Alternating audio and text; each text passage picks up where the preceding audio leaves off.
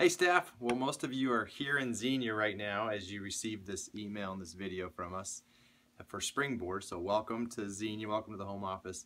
And I just want to share with you a little bit about shared leadership, men and women leading together. So on Wednesday night of Springboard at our campus breakout, I'm going to share a little bit more about this. I just wanted to get this to you and also to those staff who weren't able to come to Springboard as well. But we have a position that we as the national campus team have decided upon on men and women leading together, that we're going to move forward with a position, a declared position of co-leadership at the regional level, co-RDs, men and women leading together, and at the local team level, local team leaders, men and women leading together, where both male and female will report up to the next level. So for instance, local team leaders, male and female, will both report up to the regional director.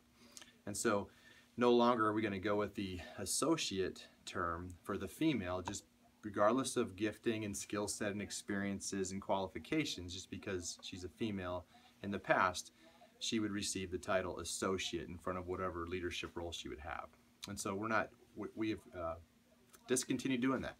And so some context for Athletes in Action campus ministry anyways is that for years and years and years we just have really not stated a position on that. We've had a default practice of having males always be the leaders with the direct line of connection and reporting back up to the next level, where the female was always the associate.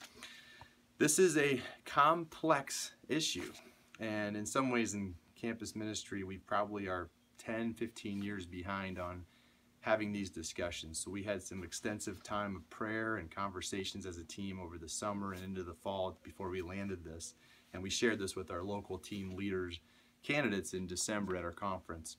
And so why it's so complex is because it's a thorny theological issue that godly, conservative Christian scholars have done thousands of hours of study on these issues that have kind of landed in two main different camps: the complementarian camp and the egalitarian camp, in terms of what role in the ministry of the church should women have, especially as it relates to leadership.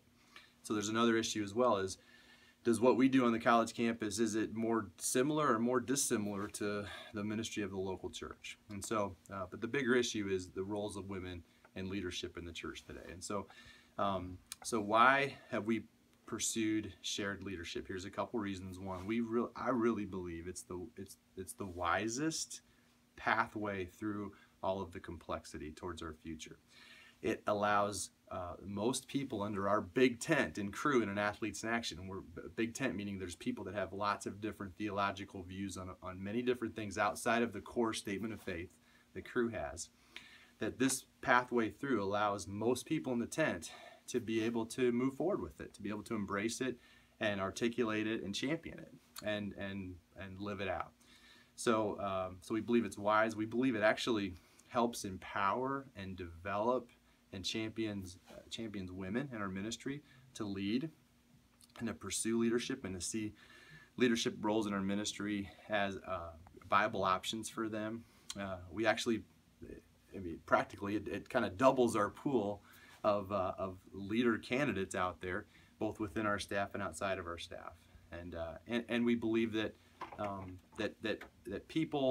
most people in the egalitarian and the complementarian camp can really live this out, can really embrace this and move forward. Now, folks who are on the extreme on either side may have some challenge with this, and so we understand that. So moving forward, we're going to, again, talk about this Wednesday night, and we're going to have an optional breakfast on Thursday morning for an hour, over an hour, where we're going to sit there and just allow you to ask questions. We're going to interact. We want to really listen and allow you to have a safe space to process this. And even beyond Springboard, we'll have as many conference calls and follow-up conversations as we need on this one.